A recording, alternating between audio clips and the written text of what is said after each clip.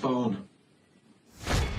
Welcome to Primetime Mitch, and today it's a nice casual chat about a fantastic franchise. And for that, I'm going to need an expert. So, Emily, aka the Jigsaw Killer from Instagram, it is great to have you on board. How are you doing?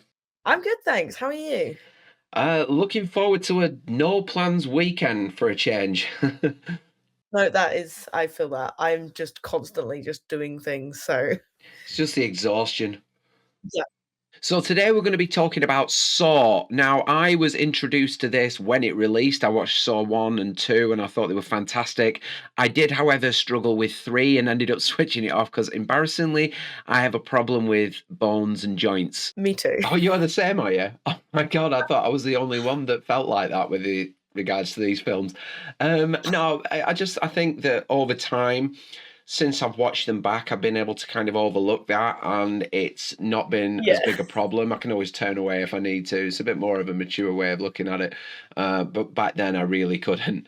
I just wanted to know, sort of, as horror fans, we're pretty bloodthirsty overall. Yeah. Was that something that you were already, or did you need these movies to kind of bring it out of you? Oh, so I was, like, really young when I first watched them. I was at a sleepover with my friend, and her parents just let her watch anything, and we must have been, like, 12 or 13. We watched the first one, and it kind of just I got obsessed with it.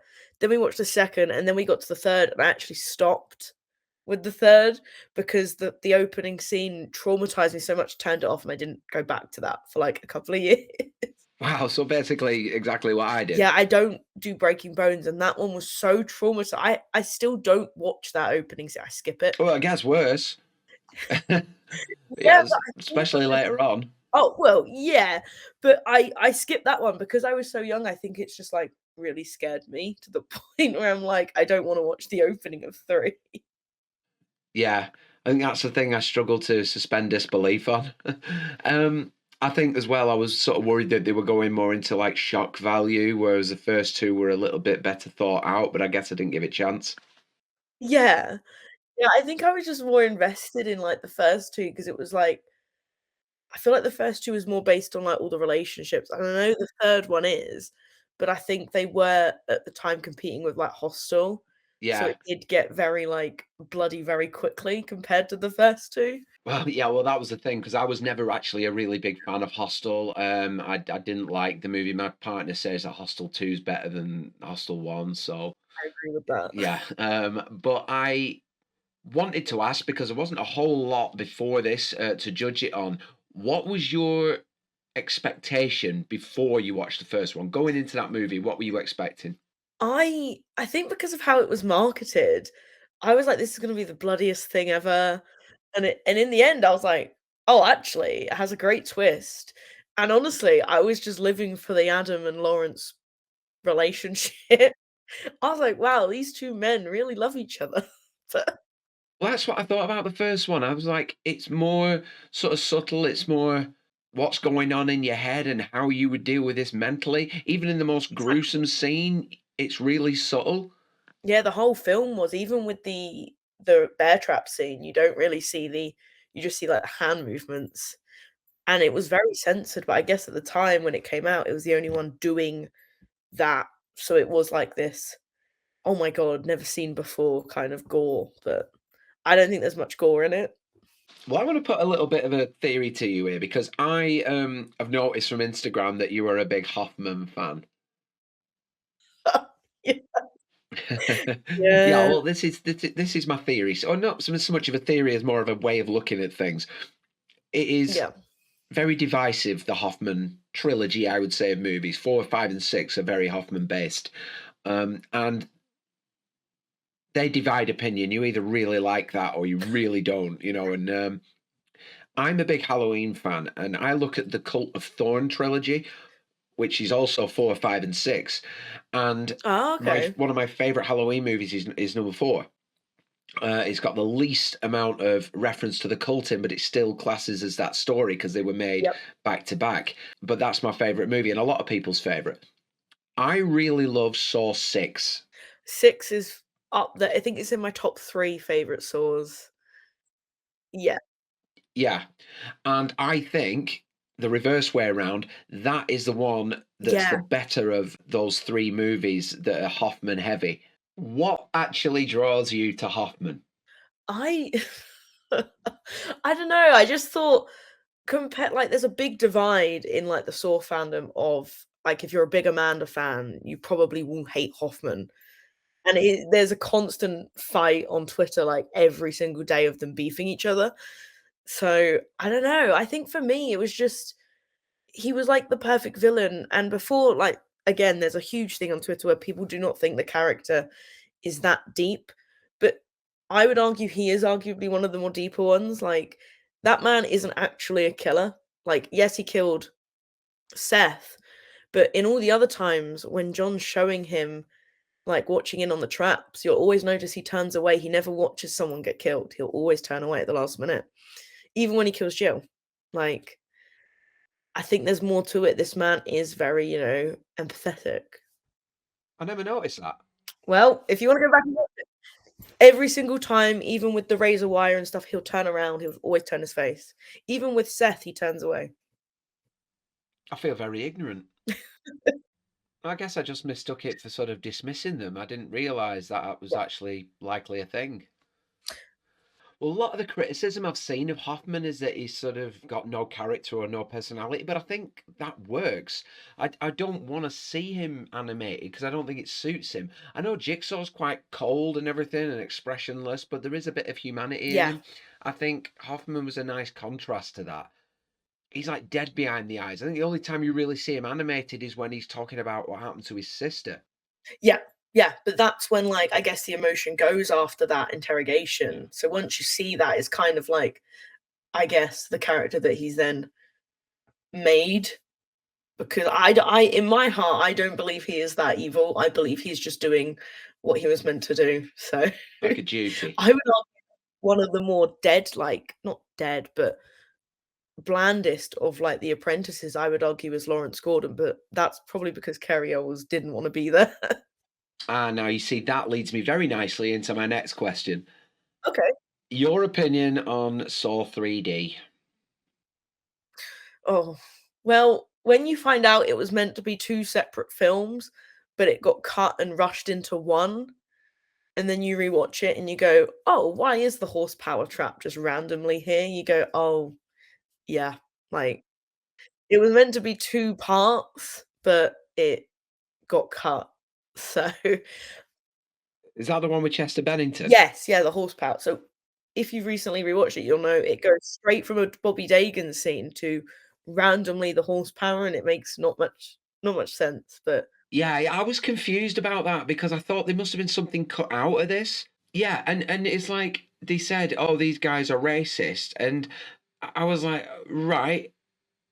yeah. But usually in this sort of situation, you get a look at what they've done. You get like a flashback sequence to see what they've done to warrant them Yeah, being of here. them Yeah. being awful people. Yeah, yeah, and at the time, it looked like it was just being lazy, and now you give me a bit of context on that, I There understand. you go, it was meant to be 2 separate films. I think it's fine, I recently revisited it, but I was like, "It's not the worst film of the Oh, what's franchise." that one That then? goes to Jigsaw, in my opinion, but that's a separate thing. Oh, I'm gonna ask you about that one soon. Okay. But what I wanna touch on just while we're on the subject of that movie, Mhm. the 3D element. Now, I really cannot stand the fourth Final Destination. I love the franchise, cannot stand that movie, and I really think a lot of it is Yeah, down to the 3D and sacrificing the story and just putting things in for the sake of the visuals and the yeah. effects that 3D is supposed to bring. Do you think Saw benefited from 3D? No. I think we could have had a solid film, or we might have even had the 2 films, but I guess it was a marketing thing, and it did definitely ruin, I think, most of that film. And you can kind of tell when you're watching it, it feels very forced, and you're like, "Oh, okay." Not really necessary though, is it? Like, the throwing at the end, like, with the saw, I'm like, "We don't need that." You just Like know somebody's there going, "Can we just do this at the end? Can we just put this in the end for the crowd?" And there's got to be somebody there with some pushback going, "No, please Yeah, don't," but people are paid to make these decisions. probably. That would make a lot of sense. Why? Is Jigsaw the worst? Ooh, I don't like it because I did recently rewatch it to see if I would change my opinion. But I think for me, they just really went, "Oh, we need to make another film, but we need to explain why we're gonna do another Back in Time film." And their logic was, there is a secret apprentice who actually hasn't been here because he's been a prisoner of war this entire time. But he actually helped build the bear trap, and I'm like, "I can't believe that, I'm sorry." Yeah, I mean, I kind of thought they would go back in time if Jigsaw was advertised, just the way the Yeah. story's gone, they have to. But Yeah. I did see some potential in the story that he'd gone to war and he was a prisoner of war, and that's why he had all these scars. When really they were from the first trap, and it was like a way of explaining it. But at the same Yeah. time, it did feel like it was getting a little convoluted and a little over elaborate by then. Yeah, they literally tried to explain why he hasn't been there the entire franchise, and it was like, I don't I don't like it. It felt very much like we just need to make another film. And I guess as well they run into continuity issues. I mean, like age, makeup, stuff Yeah, and the like fact that. that the Billy in it is he's got the glowing eyes, but that one we're watching is the one from the past, so why would it pre-Saw 1 have glowing eyes Those with age-old LEDs. Yeah, Yeah, they wouldn't turn that effect off, would they? yeah, well, there's a lot of things where you go, "Oh, if this was taking place before 2001," which it would have been, why does it look that way? And it just doesn't make sense. I think it's all CG as well. I don't know if there's practical like, especially the motorbike one, not very good. Yeah, I think my problem was that I could tell it was very, very computer generated, specifically when they were in the grain pit. Yeah, yeah, That's the one that got me. How straight down all the weapons were coming. They were yeah, just like sticking in. Like how it didn't hit any of them in the head, I will never know.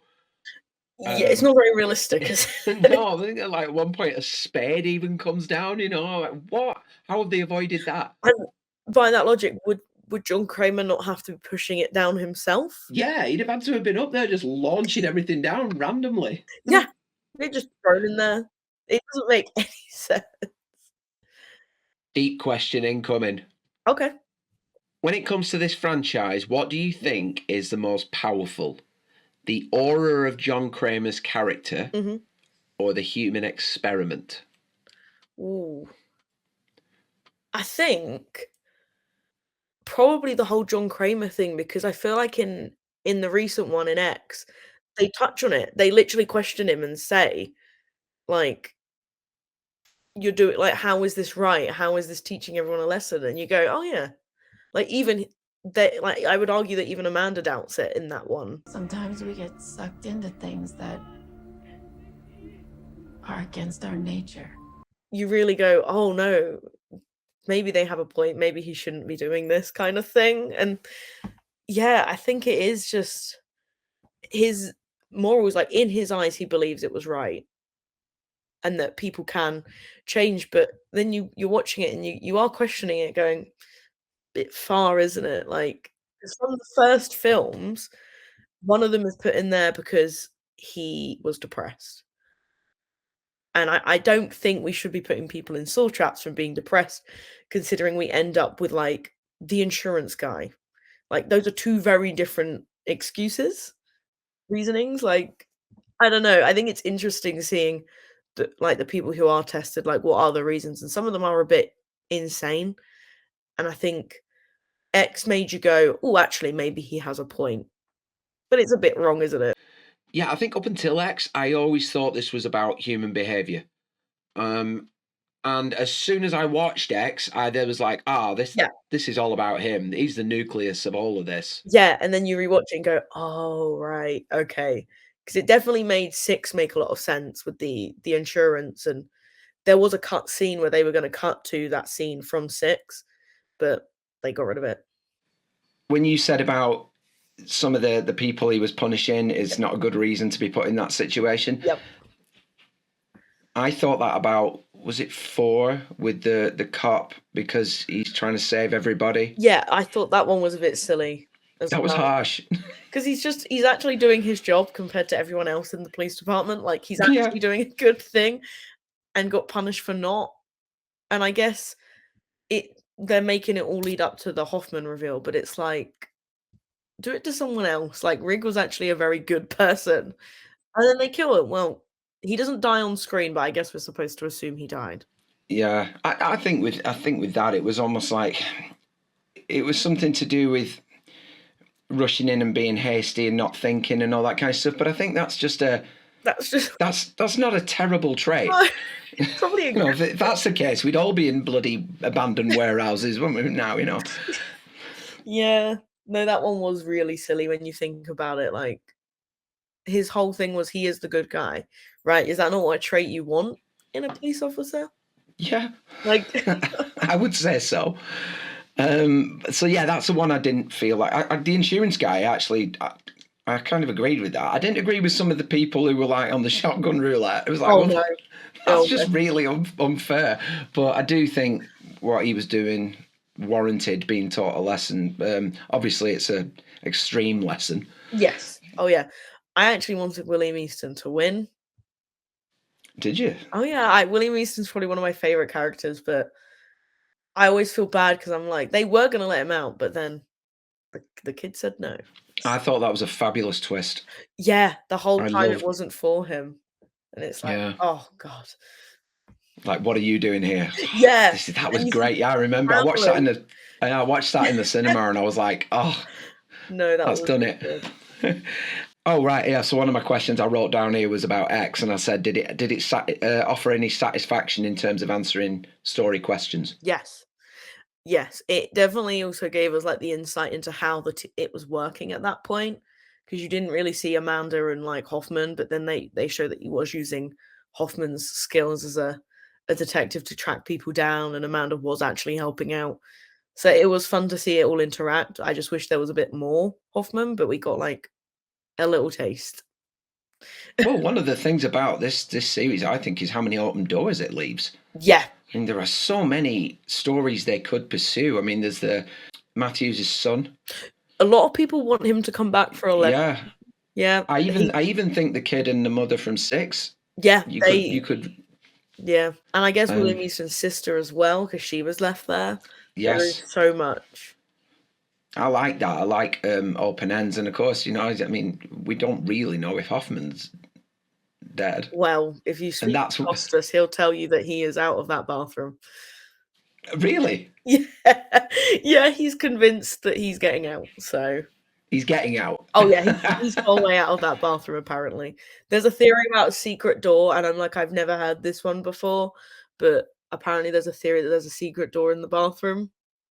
Well, if anyone would know, he'd know. Exactly. That's like, I think the logic everyone's going off of, like, there is a secret door, don't worry, guys. I like that. I think that's why I sort of wanted to talk about this, because I do think it's one of the more consistent franchises. I do think that even the ones that aren't that great, you can still watch. I think they are aware that sometimes they're a bit silly, which is fine. Like, some of them take themselves too seriously, but I feel like Saw is a bit silly, which it needs to be, because it's insane. Like, 7 is so funny to me. It's got some of the best dialogue.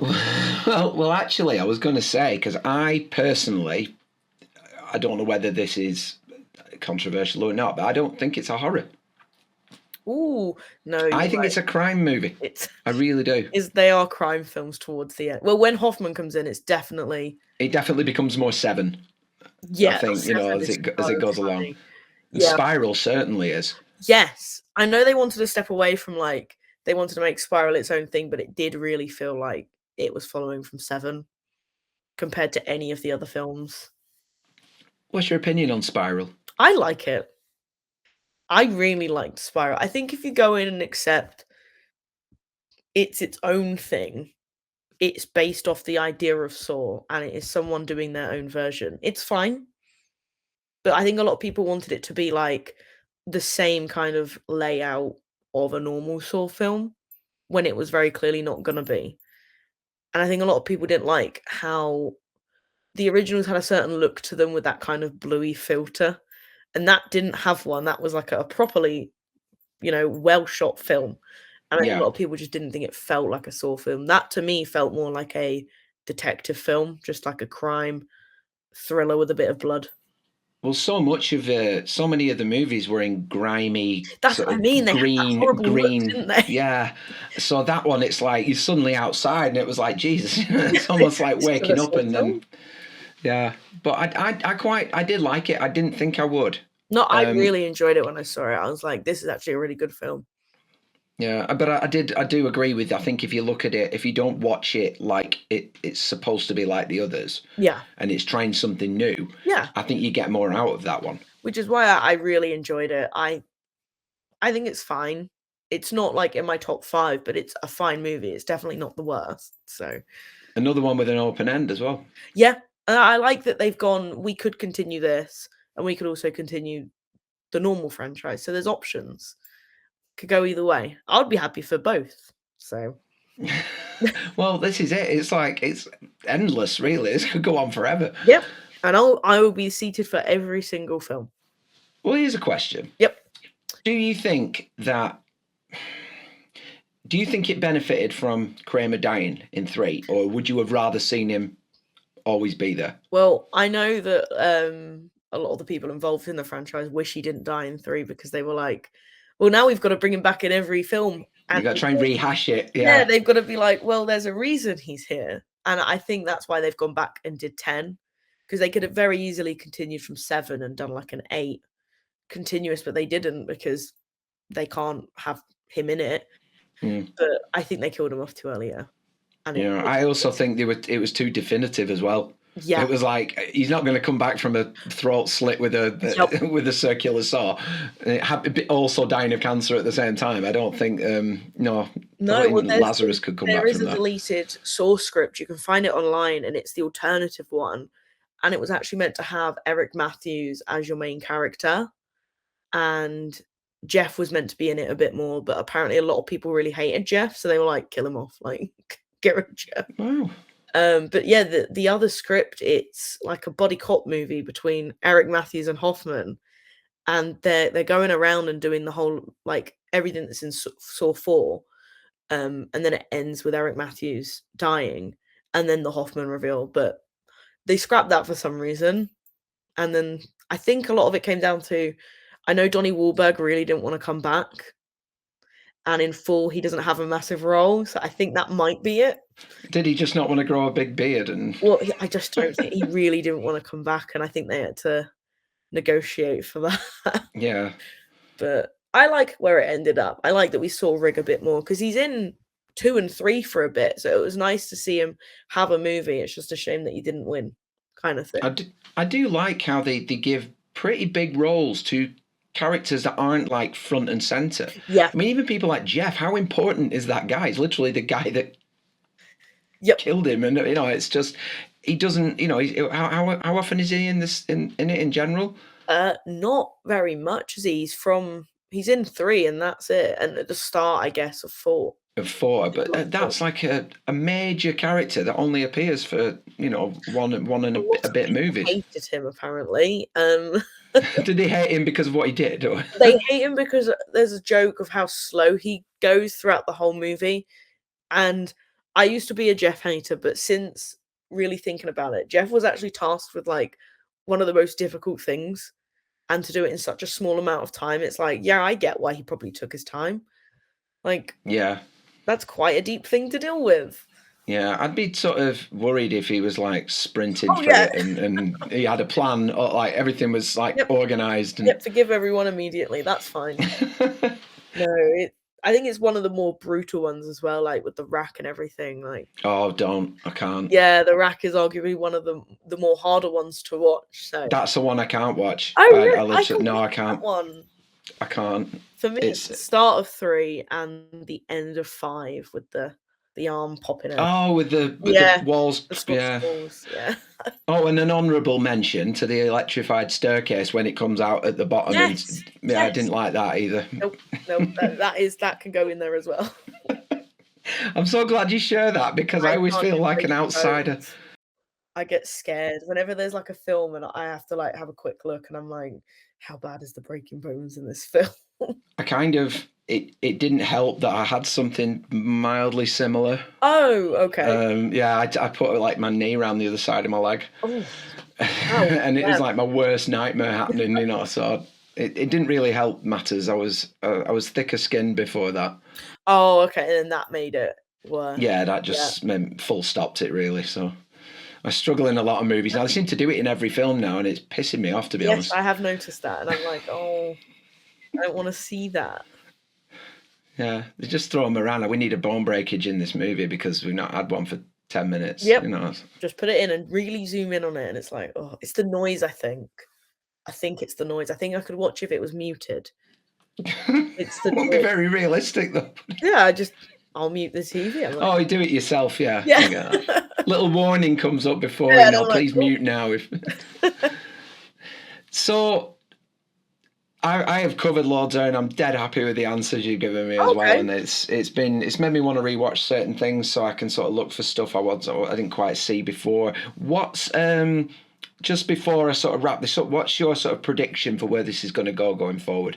Oh, okay. So I know 11's now coming next year. My theory is it's gonna follow directly on from 10.